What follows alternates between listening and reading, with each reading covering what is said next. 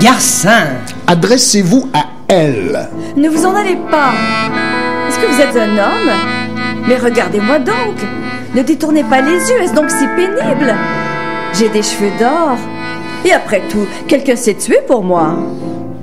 Je vous supplie, il faut bien que vous regardiez quelque chose. Si ce n'est pas moi, ce sera le bronze, la table et les canapés. Je suis tout de même plus agréable à voir. Écoute, je suis tombée de leur cœur comme un petit oiseau tombe du nid. Ramasse-moi, prends-moi dans ton cœur. Tu verras comme je serai gentille. Je vous dis de vous adresser à elle. À elle? Mais elle ne compte pas, c'est une femme. je ne compte pas. Mais petit oiseau, petite alouette, il y a beau temps que tu es à l'abri dans mon cœur. N'aie pas peur. Je te regarderai sans répit, sans un battement de paupières. Tu vivras dans mon regard comme une paillette dans un rayon de soleil. Un rayon de soleil? Oh, fichez-moi donc la paix. Vous m'avez fait le coup tout à l'heure et vous avez bien vu qu'il a raté.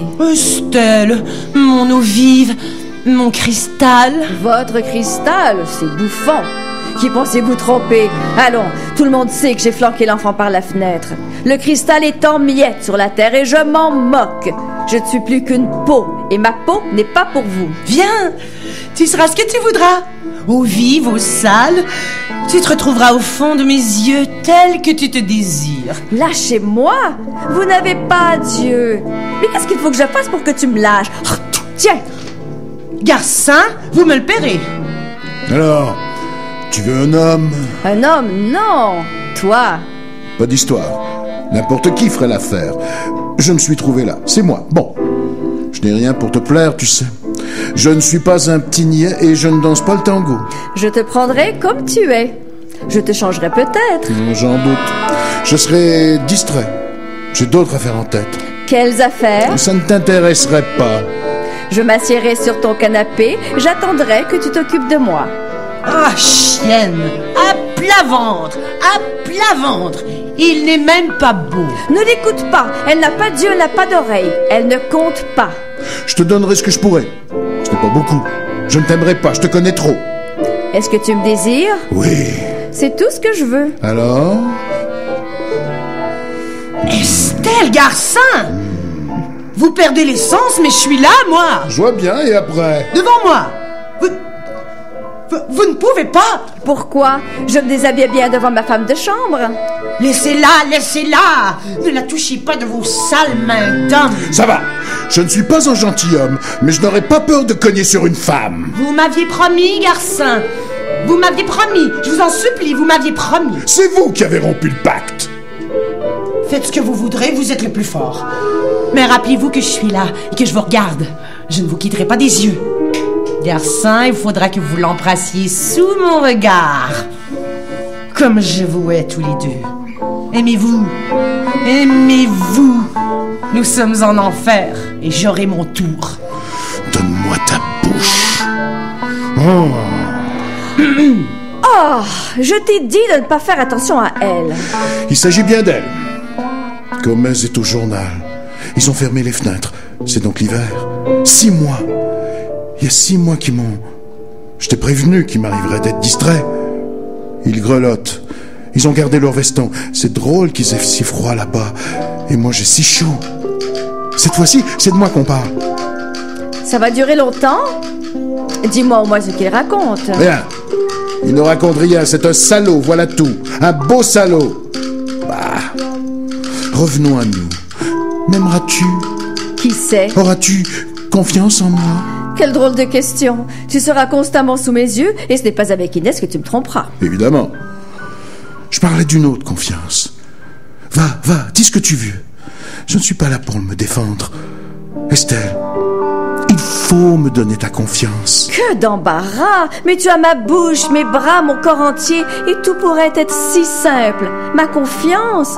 Mais je n'ai pas de confiance à donner, moi. Tu me gênes horriblement. Ah, il faut que tu aies fait un bien mauvais coup pour me réclamer ainsi ma confiance. Ils m'ont fusillé. Je sais, tu avais refusé de partir. Et puis... Je n'avais pas tout à fait refusé.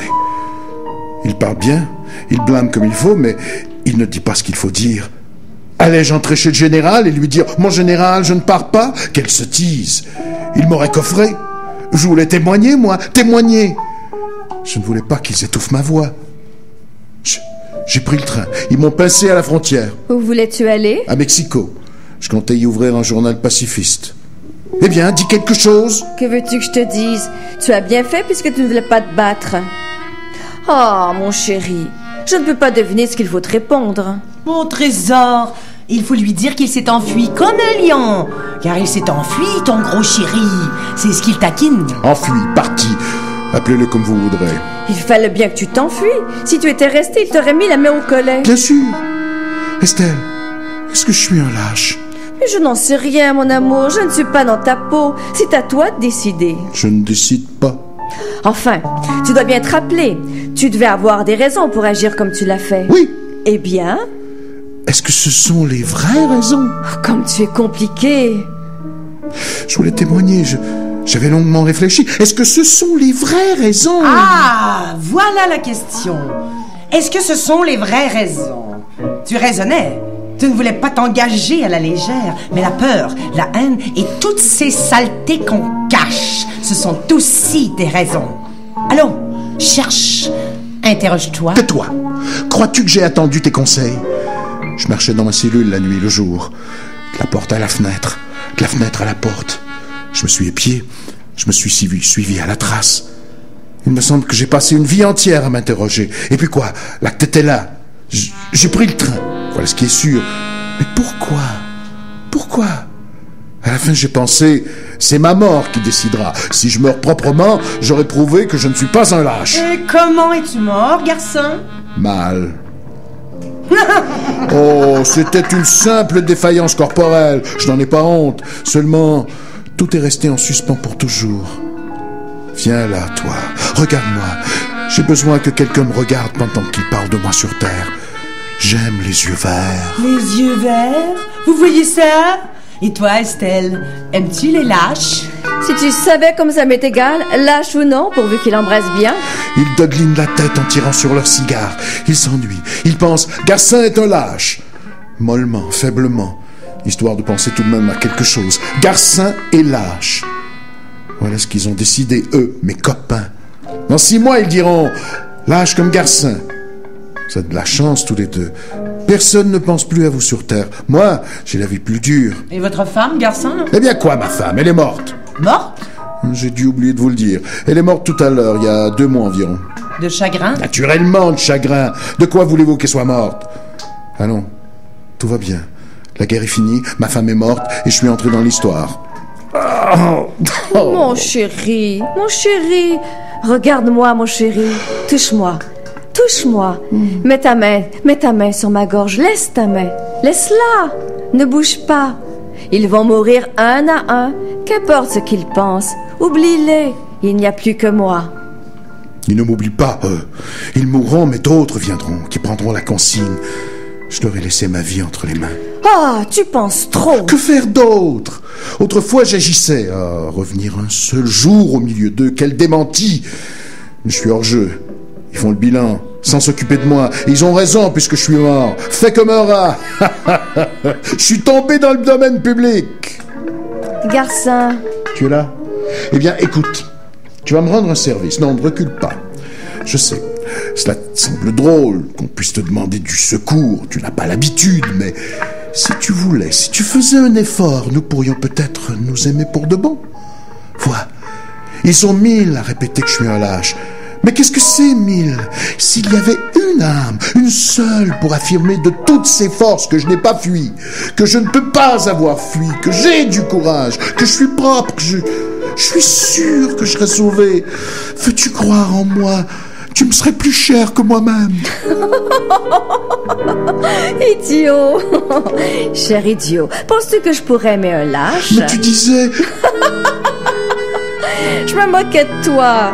J'aime les hommes, garçon, les vrais hommes, à la peau rude, aux mains fortes.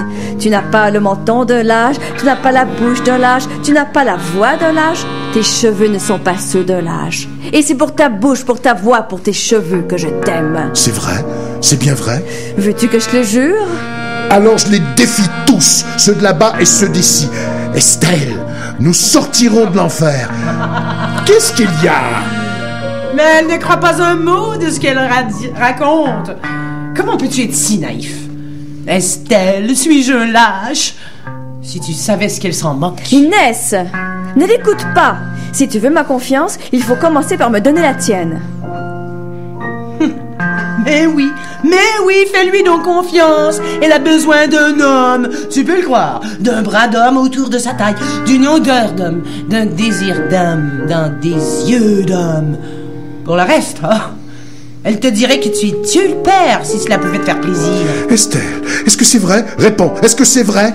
Que veux-tu que je te dise? Je ne comprends rien à toutes ces histoires. Que cela est donc agaçant. Même si tu étais un lâche, je t'aimerais. Là. Cela ne te suffit pas?